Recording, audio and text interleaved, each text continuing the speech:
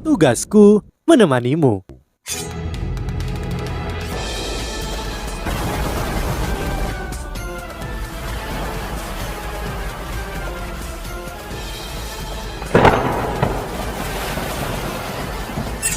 Hai sahabat Pasuk, kembali lagi bersama alur cerita versi novel Solen 2 Sekte Tang yang tak tertandingi. Jangan lupa like, subscribe, dan nyalakan tanda lonceng. Mari kita lanjutkan. Yu Hao tahu itu perlu untuk memperbaiki keadaan ibunya. Selain itu, dia juga ingin membuat perhitungan dengan Dancos, istri Adipati Rama Putih. Yu Hao langsung geram oleh pikirannya.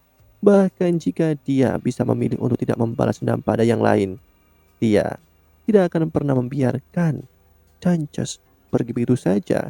Jika bukan karena Dancos, ibunya tidak akan pernah mati.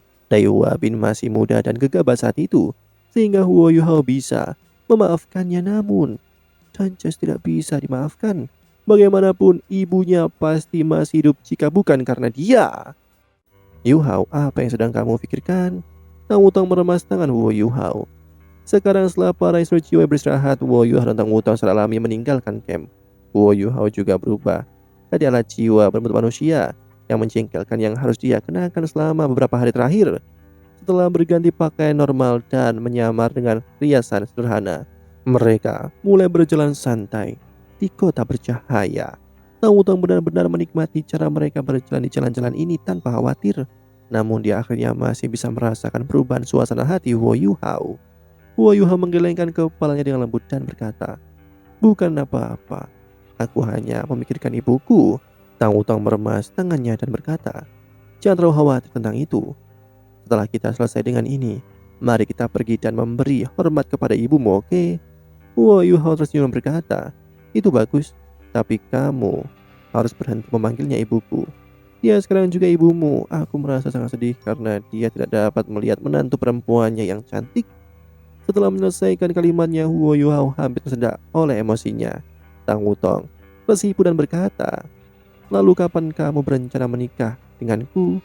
Yu Hao menjawab, "Jika hal ini berlangsung dengan lancar, aku akan menikahimu setelah kita memberi hormat kepada ibuku. Apakah itu baik-baik saja?" Tang Wutong tidak senang dengan jawabannya. "Apakah ini caramu melamar seorang gadis?" Yu Hao tertawa. "Aku rasa tidak. Aku akan melamarmu lagi secara resmi begitu kita kembali." Tang Wutong tertawa dan berkata, "Tidak perlu untuk itu. Apakah kamu pikir aku benar-benar peduli tentang hal-hal seperti itu setelah kita melakukan banyak hal bersama? Baiklah, aku akan berjanji padamu. Aku pasti akan mencoba yang terbaik untuk menghubungi orang tuaku setelah kita selesai dengan hal-hal di sini. Aku akan... Apa yang akan kamu lakukan?" Yu Hao menggodanya. Aku tidak akan memberitahumu." Tang Wutong berbalik. Yu Hao tertawa terbahak-bahak. Sepertinya dia sudah melupakan semua hal yang membuatnya sedih. Dia selalu sangat senang ketika Tang Wutong ada di sekitarnya. Ketika mereka berjalan, mereka segera datang di sekitar istana. Yu Hao cukup akrab dengan istana lagi pula. Dia telah masuk lebih dari sekali. Hari ini, dia hanya berjalan tanpa tujuan dengan Tang Wutong. Namun Yu Hao menyadari bahwa 3 hari telah berlalu dan Jusi masih belum menghubungi mereka. Dia merasa bahwa dia harus mencoba menjalin kontak dengan dia untuk menentukan apa langkah mereka selanjutnya. Yu Hao yakin bahwa ia akan dapat menyelinap ke istana dengan Tang Wutong dengan mudah. Namun, tepat ketika dia mendekati dinding luar istana, dia tiba-tiba merasakan bahaya yang akan datang. Sensasi ini sangat mendadak tetapi sangat intens. Tang Wutong yang telah bersiap untuk memasuki istana bersamanya menyadari bahwa dia telah berhenti. "Ayo pergi."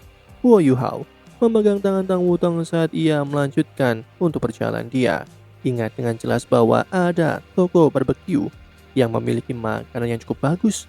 Aroma arang yang terbakar sangat pekat dan dagingnya sangat lembut dan berair. Ia akan membawa Tang Wutong ke sana. Keduanya memesan beberapa daging domba dan sapi bakar, serta beberapa jeroan panggang mereka. Selain itu, mereka meminta 2 cangkir anggur gandum.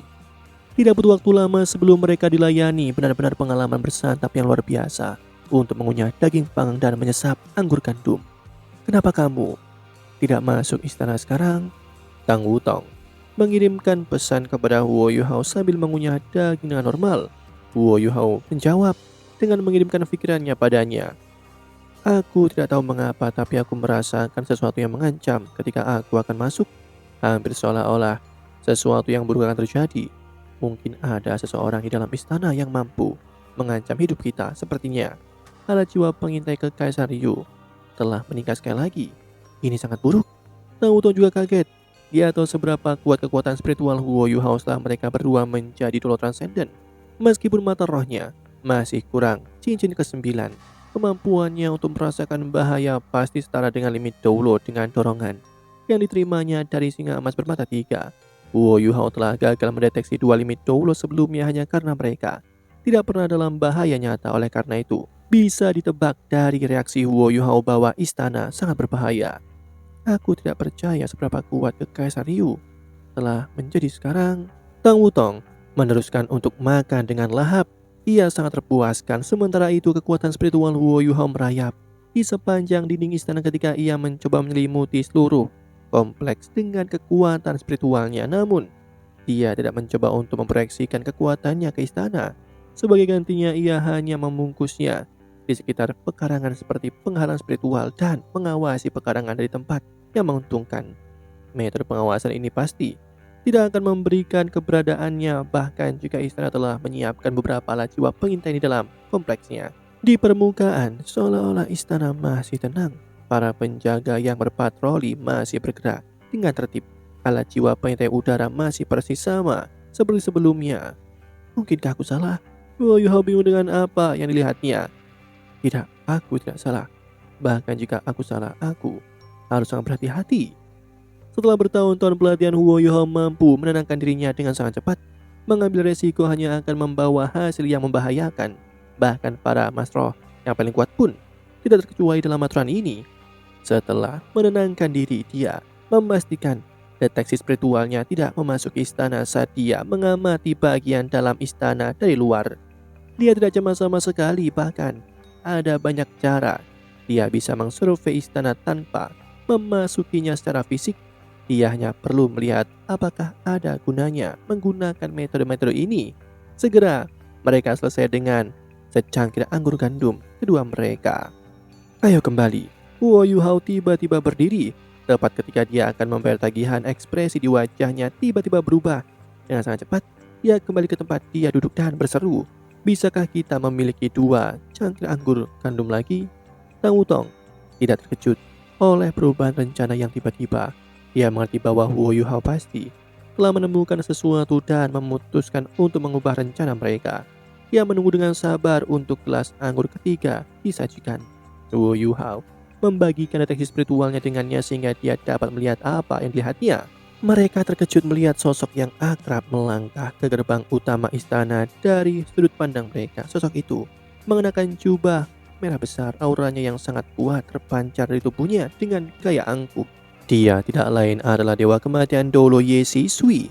Huo Yuhao percaya bahwa dia pasti bermaksud membuat semacam pernyataan untuk memutuskan untuk datang ke istana saat ini. Setelah melihatnya muncul, Huo Yuhao dan Tang Wutong secara alami tidak bisa pergi. Keduanya membenci Ye Sisui sampai ke inti. Fakta ini tidak akan berubah walaupun dia memilih untuk tidak menyerang karena adanya Long Xiaoyao. Apa yang sedang dilakukan oleh Ye Sisui di istana di tengah hari? Penting untuk dicatat bahwa para masalah jahat sering menemukan kekuatan mereka lebih terbatas pada sore hari. Alasannya adalah bahwa kekuatan mereka sering dikaitkan dengan roh, dan roh sering melemah ketika siang hari. Oleh karena itu, sangat aneh bahwa dewa kematian Dolo memilih untuk datang pada saat ini. Apakah dia tidak mempertimbangkan kemungkinan perkelahian yang akan terjadi? Saat Ye Sisui melangkah ke istana, para penjaga di pintu membungkuk hormat padanya. Tidak ada yang berani menghentikannya saat dia terus berjalan menuju bagian dalam istana. Namun Huo Yuhao pasti bisa merasakan transformasi di dalam istana dari tempat yang menguntungkan. Setelah dia memasuki gerbang, 4 cahaya tiba-tiba muncul di 4 sudut istana. Cahaya-cahaya ini tidak terlalu kuat dan tampak seperti cahaya normal.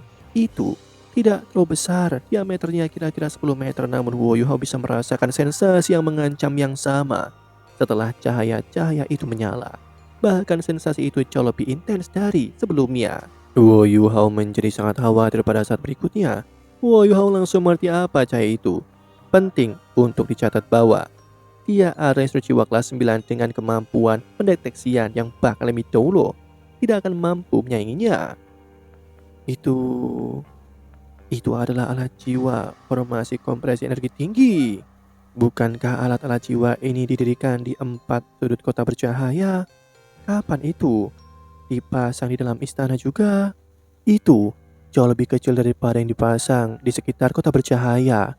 Selain itu tidak memancarkan kekuatan jiwa. Karenanya Huo Yuhan Tang Wutong tidak dapat mengatakan dengan tepat seberapa kuat mereka. Namun mereka percaya bahwa alat jiwa ini tidak mungkin lemah. Sebelumnya, alat jiwa formasi kompresi energi tinggi telah meninggalkan kesan yang sangat mendalam pada Wo Yuhao. Mereka telah berhasil melindungi lebih dari 100.000 warga sipil di bawah komando Sutianran. Pada saat yang sama, mereka telah melindungi hidupnya. Seorang Dolo Transcendent peringkat 98 tidak dapat menghancurkannya bahkan setelah ia menyalakan energi hidupnya sendiri. Selain itu, Sutianran hanya meminjam kekuatan dari salah satu dari 4 alat jiwa. Ini berarti bahwa itu mungkin harus bisa melindungi semua kota bercahaya. Jika mereka berempat diaktifkan secara bersamaan, itu akan menjadi jumlah kekuatan yang luar biasa. Tentu saja Huo Yuhao juga tahu bahwa akan membutuhkan waktu lama bagi mereka untuk menyimpan begitu banyak kekuatan. Meskipun demikian, ini cukup mengesankan.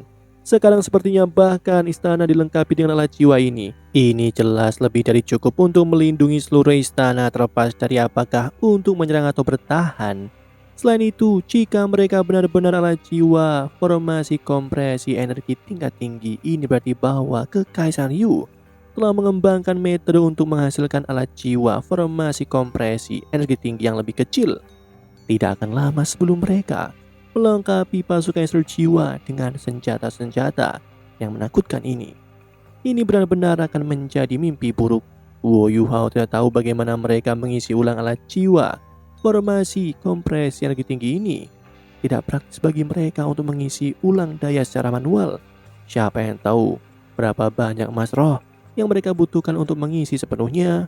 Setelah melihat semua ini, Wo Yuhao pasti tidak bisa pergi. Dia perlu mengamati dan belajar lebih banyak. Setelah semuanya, alat jiwa formasi kompresi energi tinggi ini menyangkut rencana berikutnya. Mungkin baginya untuk menghabisi Sutianran di dalam istana. Setelah menghabisinya, dia harus melarikan diri dari istana dengan aman. Jika Sutianran mampu mengendalikan semua alat jiwa formasi kompresi energi tinggi ini, dia pasti akan dapat melindungi dirinya sendiri dari limit Dolo yang berencana menghabisinya. Oleh karena itu, Wo Yuhao tahu dia harus memperhatikan detailnya. Setelah mengambil beberapa langkah ke istana, Ye Sisui tiba-tiba berhenti sebelum dia melihat ke langit. Ini mengejutkan Wo Yuhao. Kemampuan deteksi yang sangat kuat. Meskipun aku hanya mengawasi dari langit, dia bisa tahu bahwa aku ada di sana. Limit Dolo benar-benar jauh lebih kuat daripada Dolo Transcendent, namun aku tidak berpikir dia tahu di mana kita berada.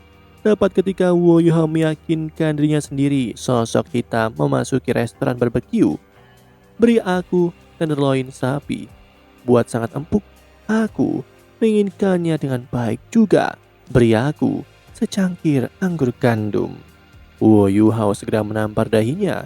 Tang Wutong juga menghela nafas tak berdaya. Alasannya adalah bahwa orang yang baru saja memasuki restoran tidak lain adalah Kaisar Naga Dolo, Long Xiaoyao.